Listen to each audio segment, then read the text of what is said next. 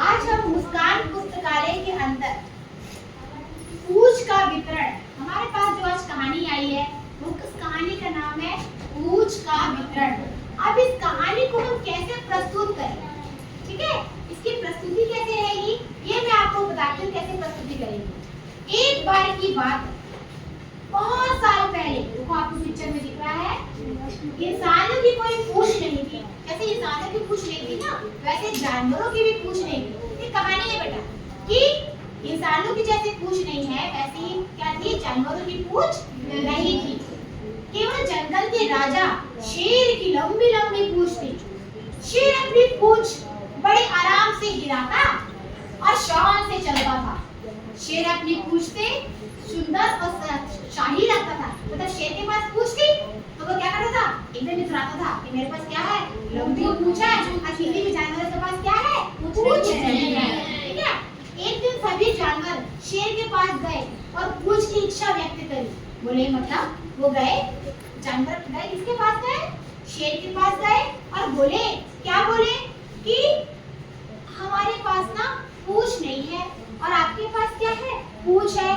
आप भी हमें क्या करिए, पूछ को दिलवा दीजिए। तो शेर बोलता है, अरे मैं तुम लोगों को पूछ कैसे दिलवाऊं? बोलता है, नहीं नहीं, आप तो जंगल के राजा हो, आप जो चाहे वो कर सकते हो। तो शेर को लगा कि नहीं, मुझे भी क्या करना चाहिए, अपने जो मेरे जो दोस्त हैं, मेरे जो साथी हैं, मुझे इनके बारे में सोचना चाहिए। तो उसने क्या किया, वो वहां की देवी के पास गया, जंगल की जो देवी है उसके पास गया और अपनी समस्या बताया। बोला, हे देवी, मेरे पास तो इतनी लंबी पूछ है, मेरे साथी लोग के पास क्या है, पूछ नहीं है, तो आप कृपया उनको पूछ दे। तो उन्होंने क्या किया, वरदान स्वरूप में पूछ का रोल दिया उन्हें। अब वो पूछ का बोला कि जिसको जैसी जरूरत होगी तुम इस पूछ का रोल उनको बांट देना। अब राजा ने पूरी खबर भिजवा दी कि मेरे पास पूछ का रोल है, जिस चीज को चाहिए वो आकर मेरे से क्या ले ले, पूछ ले। सब भगते भगते भगते भगते कहाँ पहुँचते हैं, राजा के पास पहुँचते हैं, मुझे पूछ चाहिए, मुझे पूछ चाहिए, और राजा उनको बांट रहे हैं। तभी बंदर जाता है, बंदर जब जा रहा है राजा के पास तो देख रहा है, क्या देख रहा है कि बगल में खरगोश सो रहा है। तो वो खरगोश को बोला, खरगोश को क्या बोला, खरगोश को बोला, यार तुम भी तो चलो, तुम भी चलो, वहाँ पूछ बट रही है। राजा मतलब जो शेर राजा वो क्या कर रहे हैं, हिमांशु, जो शेर राजा वो क्या कर रहे हैं, शेर राजा पूछ को बांट रहे हैं।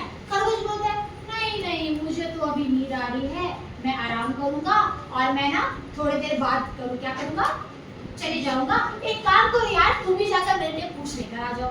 तो बंदर बोला, अच्छा ठीक है, मैं जाता हूँ और आपके लिए पूछ मांग कर ले आऊंगा। बंदर जाता है शेर के पास, बोलता है, महाराज महाराज मेरे को पूछ दे दो और खरगोश के लिए भी पूछ दे दो। तो शेर ने उसको दो पूछ दे दिया, बंदर को, एक बंदर के लिए और एक शेर के लिए। तभी बंदर के मन में लालच आती है, अगर ये दोनों पूछ मैं अपने में लगा लूं तो मेरी पूछ तो बड़ी हो जाएगी। तो बंदर ने क्या किया, उसके मन में लालच आ गया और वो खरगोश को पूछ नहीं दिया, वो दोनों पूछ अपने में लगा ली। तो बंदर की पूछ क्या हो गई, लंबी। अब खरगोश को पता पड़ा, अरे बंदर तो आया नहीं। तो खरगोश भगते भगते जाता है, महाराज महाराज मेरी पूछ। बोलते मैंने तो बंदर को दे दिया। बोलते नहीं नहीं, बंदर ने धोखा दे दिया मेरे को, बंदर ने मेरे को पूछ नहीं दी। तो महाराज बोलते मेरे पास इतनी छोटी सी पूछ बची है। शेर बोले, अब तुम इस पूछ को ले लो और अपने में लगा लो। तो इतनी छोटी सी पूछ, खरगोश की पूछ कितनी रहती है, छोटी रहती है। बंदर की पूछ कितनी रहती है, लंबी रहती है। तो इस कहानी से हमको क्या शिक्षा मिलती है बेटा, इस कहानी से हमको यह शिक्षा मिलती है, हमें कभी भी आलस आलस लालच तो ठीक है, खरगोश ने आलस किया, खरगोश आलसी बन गया। खरगोश उस समय सो रहा था, आराम कर रहा था, उसको जाना चाहिए था। तो इस कहानी से पूछ का वितरण मतलब पूछ को बांटना, इस कहानी से हमको यह शिक्षा मिलती है, हमें जीवन में कभी भी आलस नहीं करना चाहिए।